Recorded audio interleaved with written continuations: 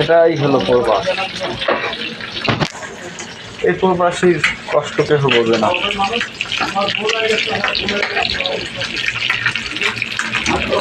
এই প্রবাসীর বেদনা কেউ বুঝতে চায় না, খালি বলে টাকা পাঠাও টাকা পাঠাও।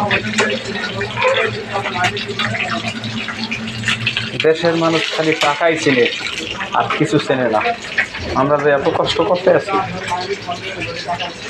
প্রবাসে, তার কোনো মূল্য নেই।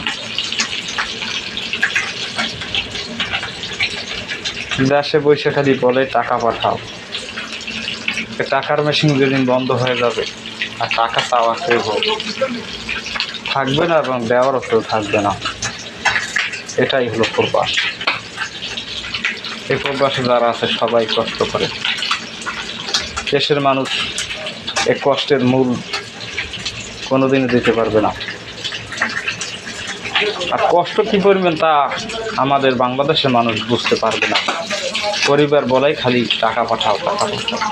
এই দেখেন অনেক কষ্ট করার পরেও এখন পাঠ করতে হইতেছে, 12 ঘন্টা ডিউটি করেও পাঠ করে খেতে হইতেছে। এখানে কেউ পানি ঢেলে দেওয়ার মতো কেউ নেই। এটাই হলো জীবন প্রবাসী।